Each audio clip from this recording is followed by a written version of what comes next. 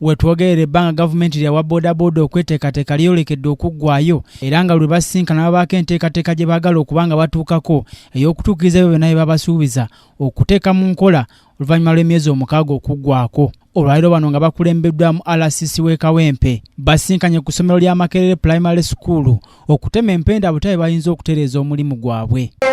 Isibi y'amaanyi ikisobola police officer ayina buyinza kukwata property yo because mwe mumwade ki kuyinza kati n'omuntu oba company n'ogamba ebimu ku bikoneddwako kwe kubanga bagoba ba bodaboda beewandiisa okuva ku stage era nga waliwo ne stage zirambikiddwa ezigenda okubanga zivaawo gamba nga stage eziriraanye ebbanka eziriraanye ebifo ebyekusifu. Agero twala obuvunaanyizibwa okugenda wansi okufuna abantu baabwe abava ku ma stage ba chairperson ba ma stage kyovalaba ne form eriko nti ssentebe wa stage eyo ayina okutegerako omukono okakasa nti oli ku stage ye.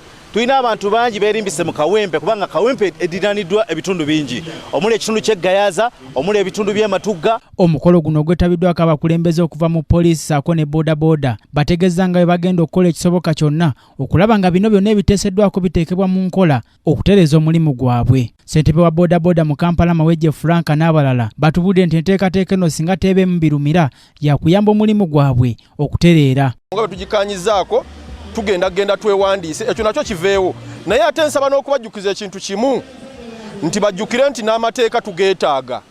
Twetaaga ordinance ya KCCA, twetaaga ne Ministry y'ebyentambula etteeka lya Traffic and Road Safety Act byanguyizibwe biteekebwe mu waba wabiriwo ekiguddewo kyonna tulina we tutandikira okumunoonya kubanga gavumenti esobola okujja okubuuza gwe ng'omukulembeze omuntu gw'obadde okulemba. Omukolo guno minisita omubeezi w'ekibuga Kampala Kyofatogabye Kabuye abadde yayitiddwa wabula akaseera kayise nga tannaba kulabikako. Ono bw'atuuse ku mukolo guno olubadde okwata omuziraalo n'ategeeza nga abagoba ba bodaboda bwe basaanidde okugoberera ebyo byonna gavumenti bye yalambika abatasobola baamuka ekibuga Kampala.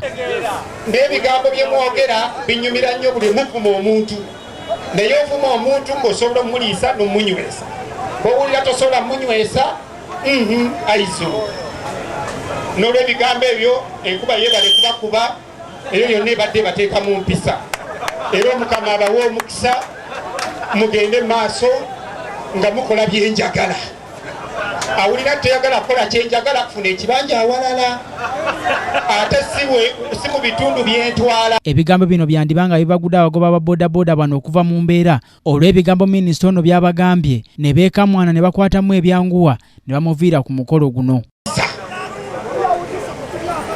Era empisa zammwe ezo temulowooza nti nze zirina we zimmenyamu n'akatono, ezo tezigenda kummenya.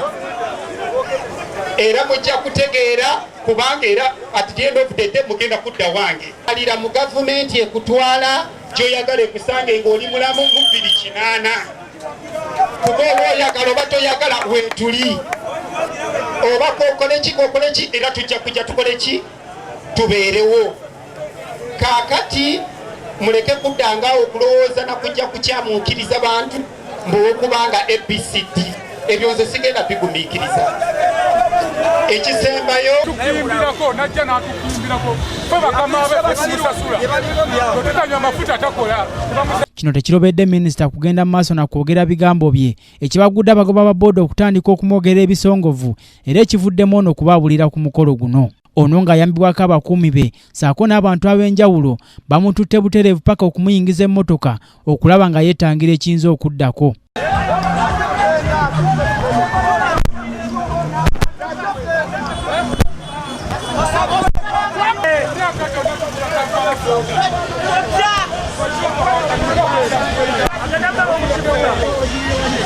Uganda tugamba bwenkuba tukulye mwebadde tunazaako busiru tuli baana be piki zaffe ze tuvuga yazigula tuli Kawempe yasasira baana baffe school fees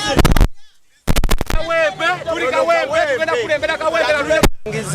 Ekintu ekyo tugenda kusigala nga tuvumirira minisita pulezidenti gw'ogaba obuyinza mu baminisita bw'otuba abaminisita ng'abo babeera bazze Tugobyeyo bano abatraininga abakebera emitwe simaye bikiwudisa toddamu okujja Kawempe.